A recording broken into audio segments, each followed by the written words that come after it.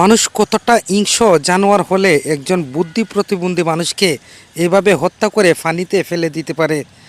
আপনারা ইতিমধ্যে দেখছেন যে স্ক্রিনে যে লোকটির চেহারা আমরা দেখাচ্ছি সেই হচ্ছে বুদ্ধি প্রতিবন্ধী ফকরুদ্দিন। লাখাই অবিগঞ্জ লাখাই পরিচিত মুখ ছিল বরপুরনি গ্রামের ফকরুদ্দিন। সে একজন বুদ্ধি প্রতিবন্ধী। এই মানুষটার জীবন ছিল খুবই সহজ সরল, কিন্তু প্রতিদিন তার বাজারের প্রতি ছিল অসাধারণ টান। তার বাড়ি থেকে বাজারে আসতে প্রচুর কষ্ট হতো, কখনো পায়ে হেঁটে, কখনো নৌকায় চড়ে, আবার কখনো টমটমে লটকে। তাকে ঘিরে এলাকাবাসীর অনেক আনন্দের স্মৃতি রয়ে গেছে। কখনো গান গাইতো, কখনো মায়ুন মানুষের পায়ে ধরে টাকা উদ্ধার করত। সহজ সরল মানুষটার উপস্থিতি যেন বাজারে এক আলাদা প্রাণ দিত। কিন্তু মূল ঘটনা হচ্ছে ফকরুদ্দিন একজন মানসিক ভারসাম্যহীন ফকির, মানে ভিক্ষুক বলতে পারেন। তার মা বাবা কেউই বেছে নাই। তার একজন বড় ভাই আছে জসিমউদ্দিন। ফকরুদ্দিন মানুষের কাছ থেকে টাকা চাইতো, যেমন 5 টাকা 10 টাকা। এলাকার মানুষ তাকে টাকা দিত। তার টাকার ধরনটা ছিল একটু ভিন্ন রকম। টাকার জন্য মানুষের পায়ে ধরে রাখতো, টাকা না দেওয়া পর্যন্ত হয়তো পা ছাড়তো না।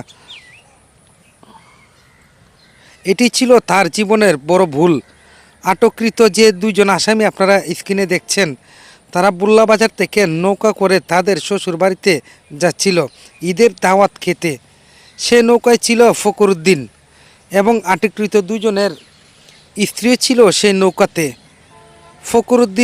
ফকরুদ্দিন সে তাদের স্ত্রীদের কাছে টাকা চাইতে শুরু করে এবং তাদের হাত পা ধরতে শুরু করে।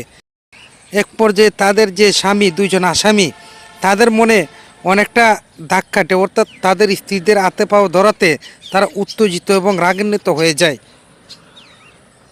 সে সময় এই বুদ্ধি প্রতিবন্ধী ফকরুদ্দিনকে গলায় চেপে ধরার পরপরই কিন্তু হয়তো সে এখানে মারা যায় সম্ভবত, কিন্তু তারপরে তাকে পানিতে ফেলে দেওয়া হয়, হয়তো তার লাশ গুম করার জন্য। এই ঘটনাটি মাঝি দেখে তাৎক্ষণিকভাবে তাদেরকে আটক করে যে বুদ্ধিহীন ফকরুদ্দিনের বাড়িতে খবর দেয়। তারপর এলাকাবাসী, মেম্বার, চেয়ারম্যান, পুলিশ এবং যে ফায়ার সার্ভিসের ডুবুরিরা এসে তাকে 2 দিন যাবৎ এখনও নদীতে খুঁজে যাচ্ছে। এখন পর্যন্ত প্রতিবন্ধী ফকরুদ্দিনের কোনো তথ্য কিংবা সন্ধান পাওয়া যায়নি।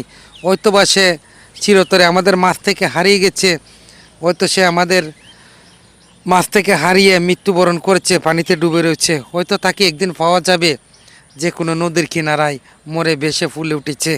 তো দর্শক, যারা এই ঘটনাটি ঘটেছে তাদের ব্যাপারে একটু কমেন্ট করে যাবেন, তারা কেমন মানুষ রূপী জানোয়ার নাকি অন্য কিছু, এবং তাদের ব্যাপারে অবশ্যই একটু কমেন্ট করে যাবেন।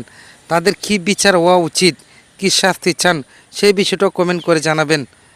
ধন্যবাদ সাথে থাকার জন্য।